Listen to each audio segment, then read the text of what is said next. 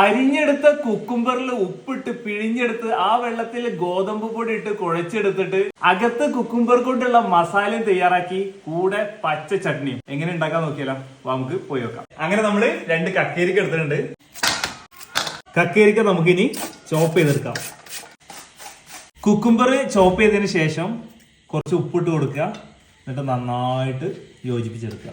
ഇനി നമുക്ക് ഇതൊരു 10 മിനിറ്റ് റെസ്റ്റ് ചെയ്യാൻ വെക്കണം. ഈ ഗ്യാപ്പിൽ നമുക്ക് പച്ച ചട്നി എങ്ങനെ ഉണ്ടാക്കാൻ നോക്കാം. മിക്സിയുടെ ജാർ എടുത്ത് ചെറിയ ഉള്ളി, പച്ചമുളക്, ഇഞ്ചി, വെളുത്തുള്ളി, പുതിന, മല്ലിയില, ചെറിയ ജീരകം, ആവശ്യത്തിന് ഉപ്പ്,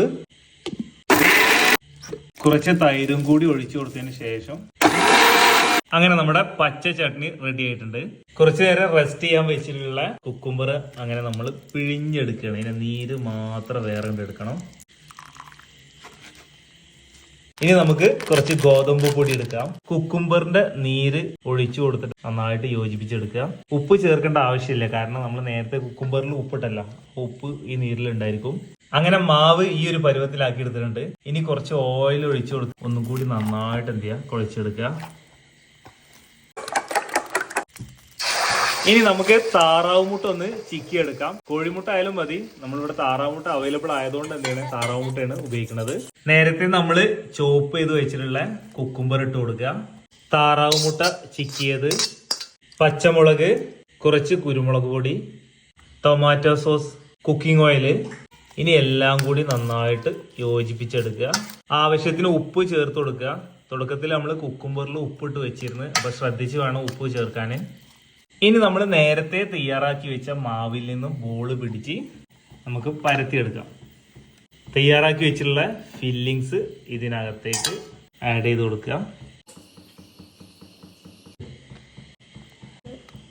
ഇനി ഇതാ പാത്രം അടുപ്പത്ത് വെച്ച് ഓയിൽ ഒഴിച്ചു കൊടുക്കുക. ഓയിൽ ചൂടായി വന്നതിന് ശേഷം നമുക്കിതാ അട ഇട്ട് കൊടുക്കാം.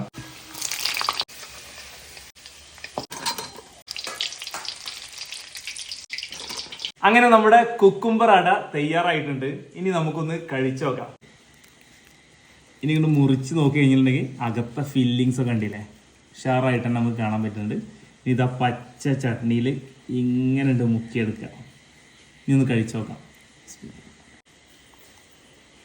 ഒന്നും പറയാനില്ല, അടിപൊളി. നമ്മൾ സാധാരണ വീട്ടിൽ ഈവനിങ് സ്നാക്സ് ഒക്കെ ഉണ്ടാക്കൂലേ, അതിൽ നിന്നൊക്കെ വ്യത്യസ്തമായിട്ട് ഒന്ന് ട്രൈ ചെയ്ത് നോക്കാനുള്ള മുതലുണ്ട്. ഈ ചട്നി ഇതിന്റെ ഒരു ഹൈലൈറ്റ് ആണ് സംഭവം. ഇതിപ്പോ നമ്മൾ ഫ്രൈ ചെയ്തെടുക്കുക ചെയ്തുള്ളത്, വേണമെങ്കിൽ നമുക്ക് ആവിക്ക് വേവിച്ചെടുക്കണമെങ്കിൽ അങ്ങനെ ചെയ്യണം. ഇന്നത്തെ നമ്മുടെ വീഡിയോ ഇഷ്ടപ്പെട്ടിട്ടുണ്ടെങ്കിൽ ലൈക്ക് ചെയ്യുക, ഷെയർ ചെയ്യുക, സപ്പോർട്ട് ചെയ്യാം. കൂടുതൽ കാഴ്ചകൾക്ക് ശേഷമായിട്ട് മറ്റു വീഡിയോ കാണാം. ബൈ.